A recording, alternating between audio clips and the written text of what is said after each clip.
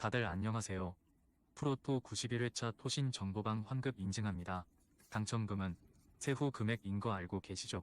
다들 아시겠지만 한 경기 취소되어 당첨금이 반토막 났지만 그래도 당첨 모두 축하드리며 오늘 경기도 분석 시작해보겠습니다. 금일 첫 번째 경기 프라이부르크 대 유니온 베를린 분석 시작해보겠습니다. 프라이부르크는 전반기를 8위로 마쳤다.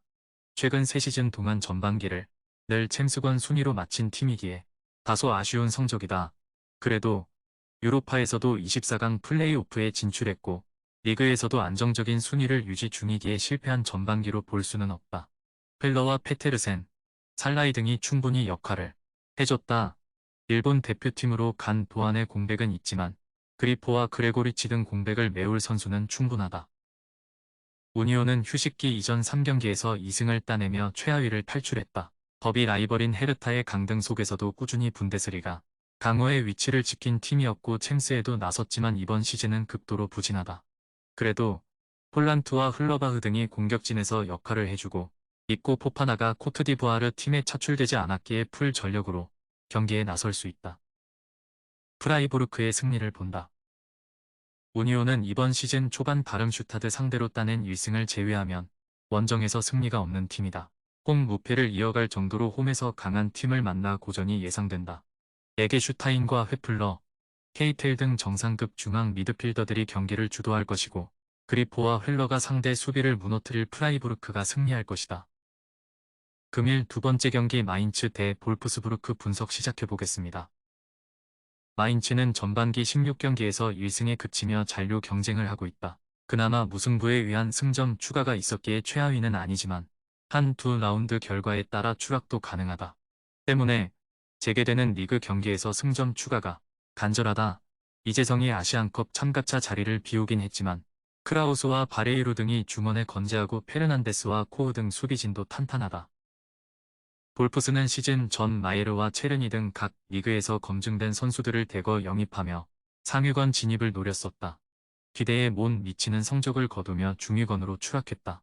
요나스 빈이 리그 9골을 기록하며 안정적인 마무리를 해주긴 했지만 그를 제외하면 2골을 넣은 선수가 한 명에 불과했다. 바쿠와 호제리오, 토마스 등이 요나스 빈을 지원해야 한다. 접전을 본다. 마인츠는 승리가 적지만 휴식기 이전 5경기에서 모두 1골 이하로 상대를 막아냈다.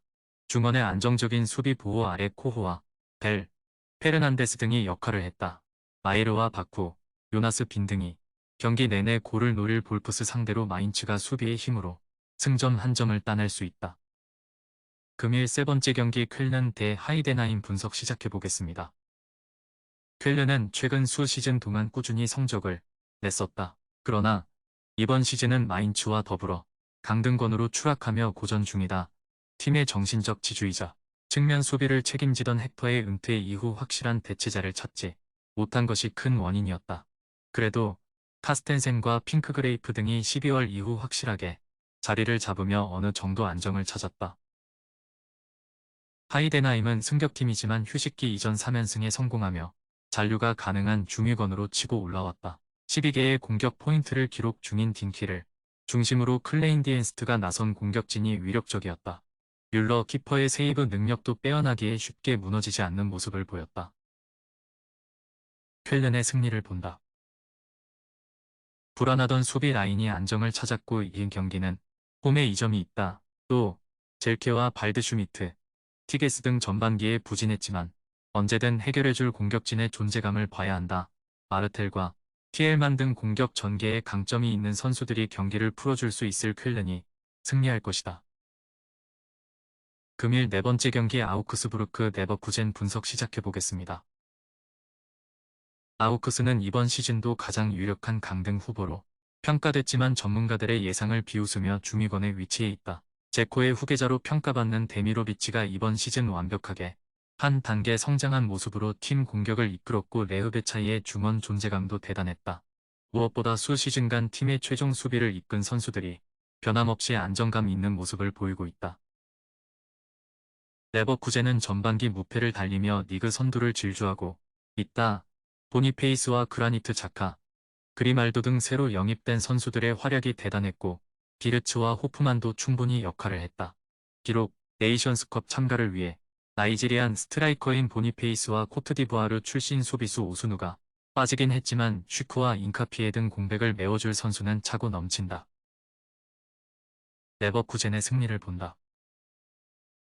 보니페이스가 네이션스컵 참가를 위해 팀에서 빠졌지만 체코의 에이스 스트라이커인 슈크를 비롯해 흘로젝과 비르츠 등이 공격진에 나서 팀을 이끌 수 있다. 자카와 안드레이 등 수비 보호가 좋고 공격 전개에 능한 중앙 미드필더들의 존재감도 빛날 원정팀이 승리할 것이다. 토신 최종 조합은 영상 아래 고정 댓글로 말 걸어주시면 토신정보방에서 무료로 공유해드립니다. 제발 손해보면서 토토하지 말고 다같이 웃으면서 즐겁게 베팅합시다. 함께 하실 분들은 부담 갖지 마시고 편하게 말 걸어주세요.